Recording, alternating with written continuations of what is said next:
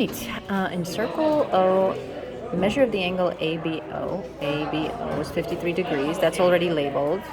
Angle AOB and angle ACB is what we're looking for. So AOB and ACB. Okay. So this triangle here we know is isosceles because these are radii of the circle, which means they're congruent. Because it's isosceles, base angles are congruent. And in a triangle, all the angles add up to 180. So we would subtract 53 twice from 180 to find the missing angle. Okay. And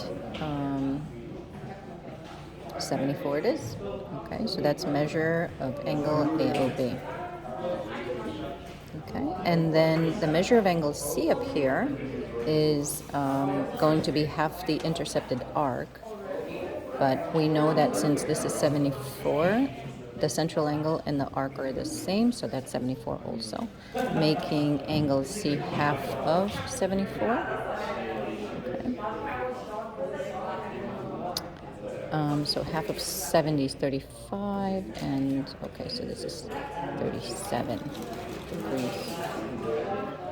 All right. Number 2. Angle ABC is similar to DEF. Find EF. Okay, so we're looking for this. So let's see which sides are corresponding. Okay, so remember the way they label the triangles? So AB is corresponding to DE, for example. Okay, so AB corresponds to DE, and you can see from here that this is 3 times as big as that. So this is tripled in size. The sides are tripled. So let's see, EF. EF is going to correspond to BC. BC is 21, so EF must be 7, because this is triple that. Done. Number 3. We have to label this. Okay. AE is 4. AB is 8. DB is 5. Well, that would make this 3. OC is what we're looking for. Notice OC and EO are the same because they're both radii. Okay, so we have the external part of the chord times the entire chord. Actually, it's a secant. Chords are inside the circle, right? The external part of the chord, the external part of the secant times the entire secant. External part of the secant times the entire secant, which is 4 plus 2x. Okay, so we have 24 equals 4 times 4 plus 2x. That means this must be 6 because 4 times 6 is 24. So for this to be 6, x has to be 1. Okay, number 4. I measure BD. Here you need the formula. If you have a right triangle with an altitude to the hypotenuse, the height is the mean proportional between the segments of the base. So this would be 5 and this would be 16 since they add up to 21. Right? So x squared equals 16 times 5. Take the square root. You get x equals 4 squared of 5, plus or minus, but the negative doesn't count because it's a measurement, so we'd have to reject it. Okay, the line y equal to 3x plus 2 is dilated by a scale factor of 5 centered at the origin. Okay, which equation represents the image of the line after the dilation? Okay, so this, the origin is not, this does not go through the origin because the y-intercept is 2. So all that happens is the y-intercept is going to be multiplied by 5. The slope stays the same. Because what this means is, here's the origin. Your line, okay, I'm just going to sketch it. Okay, 3x plus 2 looks like something like that, right? So dilating a line from a point not on the line has to do with the distance from the point to the line. So if I'm multiplying this by a factor of 5, now this slope is 2, oh, I'm sorry, the y-intercept is 2.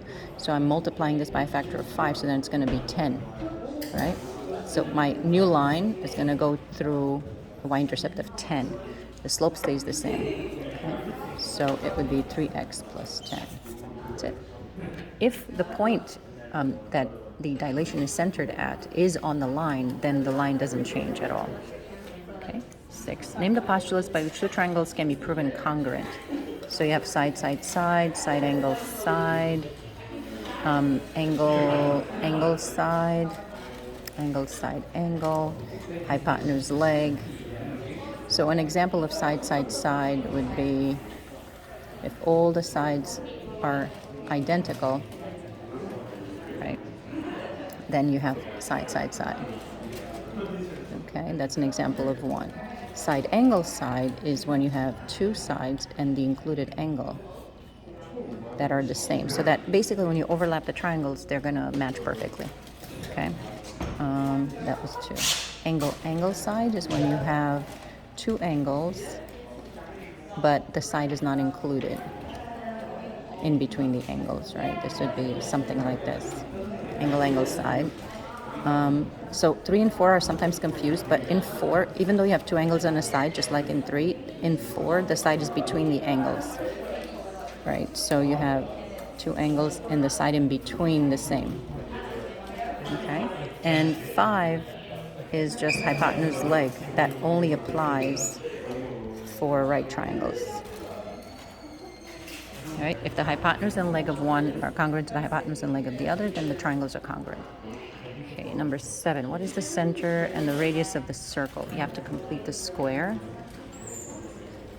So we're going to add half of this squared. Half of 4 is 2. Squared it is 4. Okay, so I added 4 to this. I'm going to add 4 to the right side as well. Okay. So you don't want to change the equation. It has to still be an equation. So y squared plus 6. Half of 6 is 3. Squaring it gives me 9. Got to add 9 to there also. And then you factor. X minus 2, x minus 2. And y plus 3, y plus 3. So this would be 25. So the center is 2 comma negative 3. Remember opposite signs. And remember this is r squared. That means r is 5. Okay. Number 8, write an equation of the line that contains the point blot and is perpendicular to this. Easiest formula to use is this for the equation of a line. The slope of a line perpendicular to this will be the negative reciprocal. Negative reciprocal of negative 3 is a third. X of 0 is the point given, the x value, and y of 0 is the point given here. It's positive because this negative and that negative make a positive. And there you go. Done. Okay, done. What is the area in terms of pi of the shaded region? Okay. So the shaded region, remember a whole circle is 360, so this is 320. Right. So the area in terms of pi is, this is the fraction of the entire area, pi r squared. Okay, and then you can simplify it. 4 goes into 3216. 4 ninths. Pi 8 squared. No, 8 ninths, excuse me. So 8 ninths. And then you can, in terms of pi, so you have to leave it in terms of pi. So it's 8 cubed over 9 pi. You can put that in the calculator if you want, but it's not important. Okay, straight edge and ruler to construct this. An altitude to side AC. You have to know altitude means it has to be perpendicular from this to here. So with your compass, you make an arc from here. Make an arc that's cuts the side in 2 places. Okay, and then from each of these points, you make 2 congruent arcs, and then connect that B to that. That's how you create a perpendicular. Okay, median means you have to bisect the AC. Median is to side AB, to this side. So median connects opposite vertex to the midpoint of this side. So you have to find the midpoint. How do you find the midpoint? By perpendicular bisecting AB. So from here with your compass, you make an arc that spans like top and bottom, and then the same arc, the same opening on the compass, okay, whatever. So, and then you connect those two, and that would be where your midpoint is, okay? And the median is going to be that line segment. So you need to know what the definitions are of these things. Okay, next. The right circular cone has a radius of 3 inches, a slant line. Okay, I know I'm going to need the height. So this is going to be a 3, 4, 5 triangle, or use the Pythagorean theorem. Okay, a right cylinder is a radius of 12. How many cones full of water are needed to fill the cylinder? So I'm looking for the volume of the cylinder divided by the volume of the cone. Okay. That'll tell me how many cones fit into the cylinder, right? So let's do that. Volume of the cylinder is pi r squared h. Volume of the cone is a third of that. But this is for the cylinder. Okay, this is for the cone. So these are different R's and H's. Okay, they're not the same. Pi's cancel out. Dividing by a third is the same as multiplying by 3. Okay, so that's 3. Now, for the cylinder, the radius is 12 and the height is 10. For the cone, the radius is 3 and the height is 4. Okay, so now I like to simplify. You probably just put this in the calculator. I don't know. 4 into 10 is 5. 3 into, so these are two 12s, right? 12 squared. 3 into 12 is 4 times, and that's 4 into 2. So this would give me 120. 120 cones would fit in that. Now, if you find a mistake in my answer key, I'll give you extra points, extra credit. Okay, from a point on the ground, 54 feet from the foot of the statue. Okay, point on the ground, 54 feet from the foot of a statue. Angle of elevation is 41 degrees. Find the height of the statue. Okay, so this is SOHCAHTOA. Anytime you have angles and sides included, tan of 41 is opposite over adjacent, and then cross multiply, and then you put the answer in the calculator. Make sure your calculator is in degrees, okay, and you get the answer. I'm not going to stop the video to do that because I know you all are able to do it. Okay, just make sure you're in degrees. A side of an equilateral triangle is 10 inches. Find the height of the triangle. Okay, the height, well, because it's equilateral, the height is not only perpendicular, but it also bisects the side, so I know this is 5, right? So this is a right triangle, so Pythagorean theorem, 5 squared plus h squared equals 10 squared. H squared equals 100 minus 25, so, which is 25 times 3. So when I take the square root, I'm going to get 5 square root of 3. That's the height. That's part A. Part B, the area is 1/2 base times height. That's why they asked me for the height. The base is 10 and height is 5 square root of 3. Right? So it's 25 square root of 3 square inches. And this is inches. For 14, we have to actually plot the points. So -3. Actually, you don't. But some of you are more comfortable. 1, 2, 3, 4, 5, 6, 7. So that's n and 2, 2. I always double check my work. 2, 2. Okay, this is 0 to 0. So that is n. Right, that's M over there. Okay. We're looking for Q.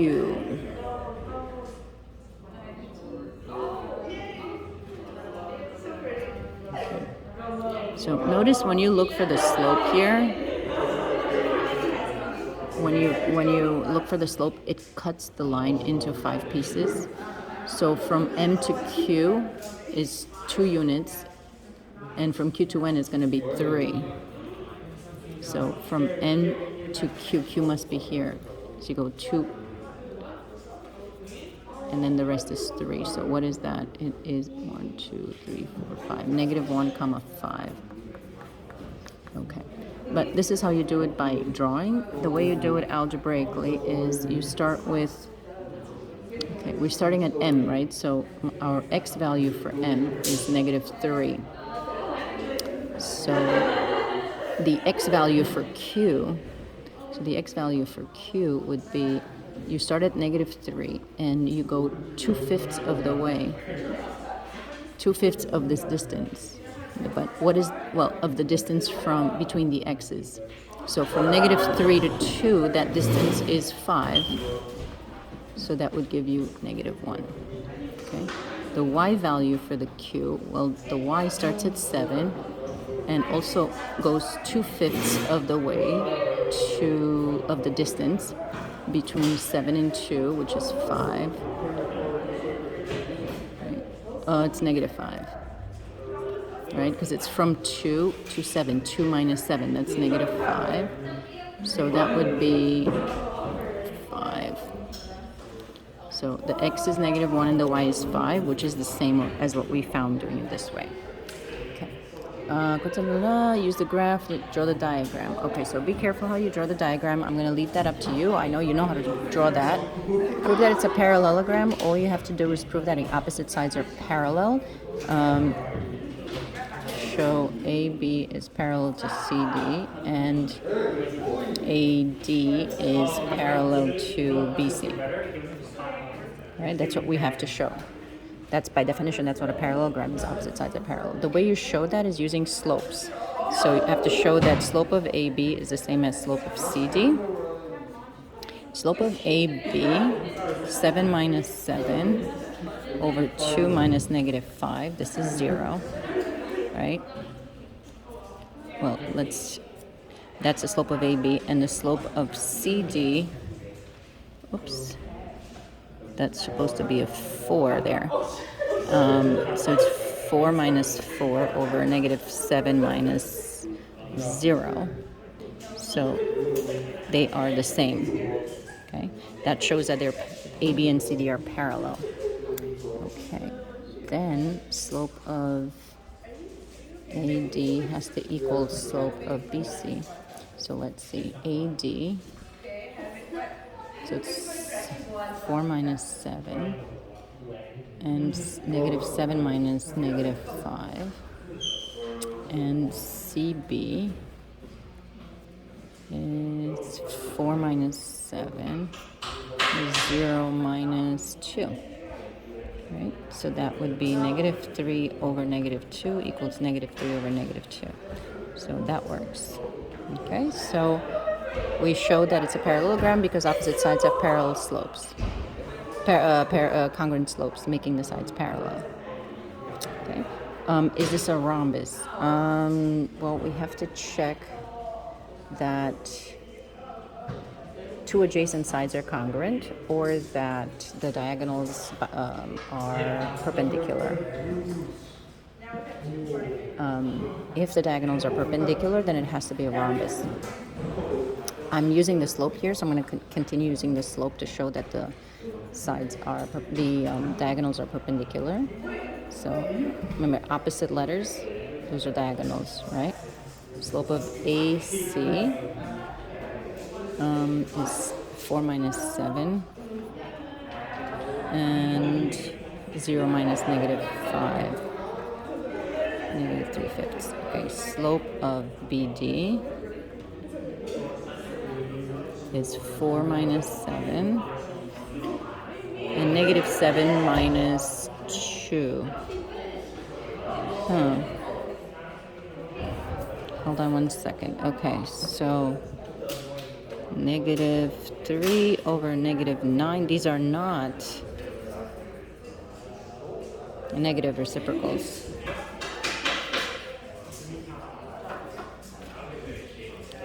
So AC is not perpendicular to BD. So ABCD is not a rhombus. That's it. You can also draw it and look at the sides, find the lengths of the sides, and show that they're not all the same. Okay, that's it. Bye. Good luck.